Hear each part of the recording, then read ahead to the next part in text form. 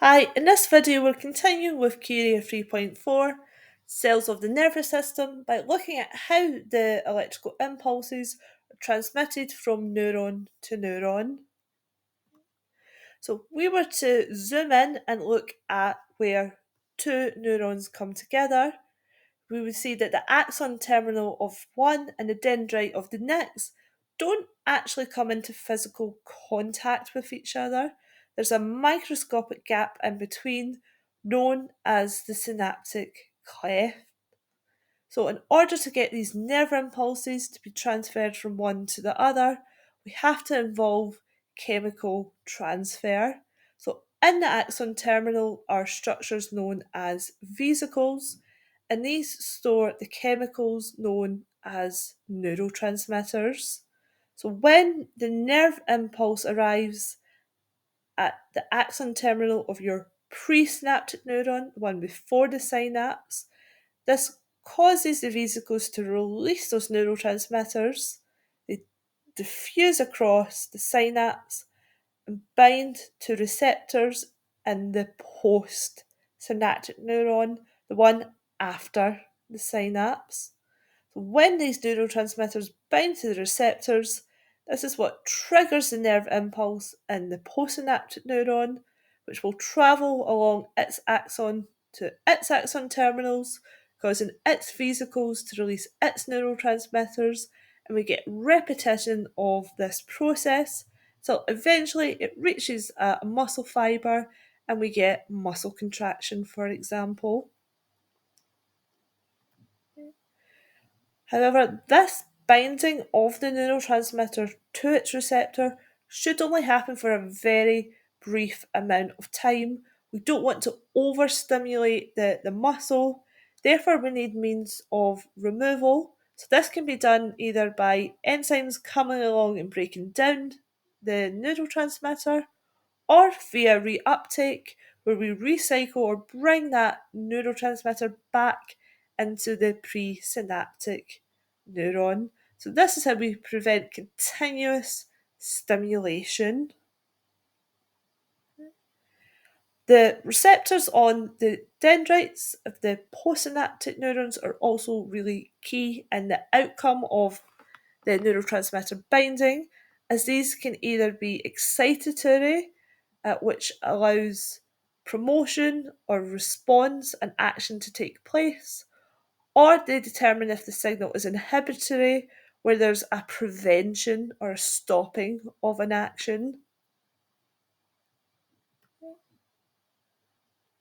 If these nerve impulses that are travelling along the neurons are quite weak, then what can happen is we get insufficient secretion of the neurotransmitters.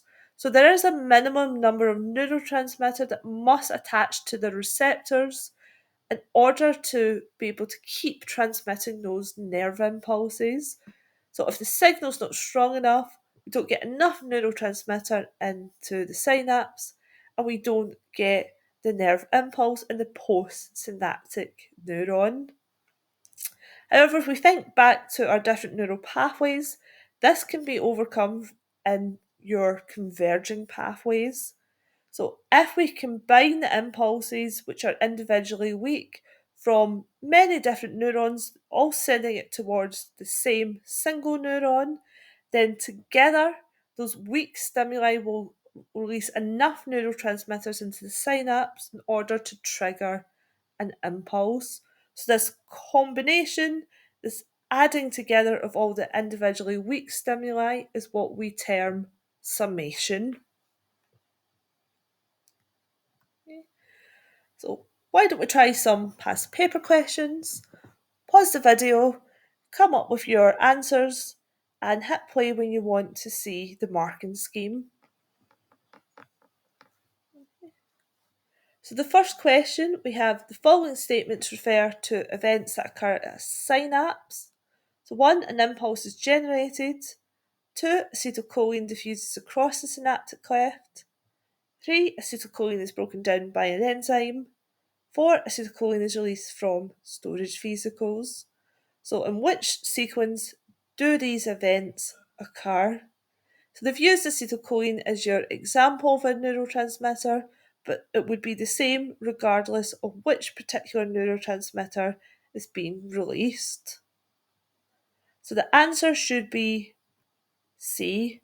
First, the transmitter has to be released from the storage vesicles.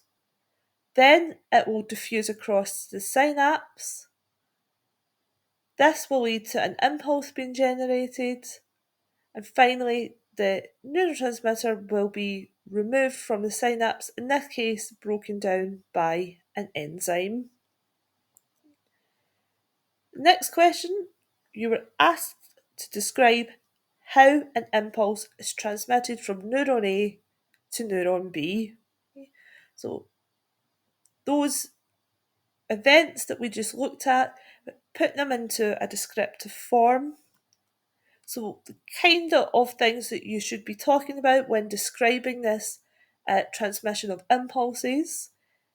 But the vesicle release of the neurotransmitter diffusing across the synapse, the neurotransmitter binding or joining with its receptor, and then a sufficient or a minimum amount of neurotransmitter is required or released in order to transmit the impulse. So any three things there from those four options would have got you marks. Okay. Note how vesicle, neurotransmitter and receptor are underlined. So these are three very important and key terms for you to make sure that you're including in any description of this process. And finally, the last question, you have a diagram showing you how nerve cells involved in a neural reward pathway. So one of the questions was, using information from the diagram, explain what is meant by the term summation.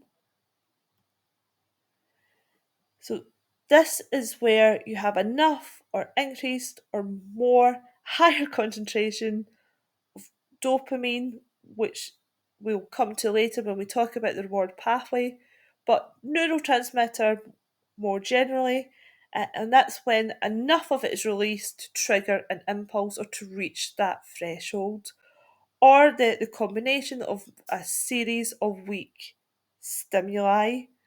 And it's highlighted to make sure to not use weak impulses instead of stimuli. It's when the stimulus, the initial thing that triggers the impulse, such as light levels, not the impulses themselves. Okay. So I hope this has helped to clarify things around transfer at the synapse. If you do have any questions, please leave them for me.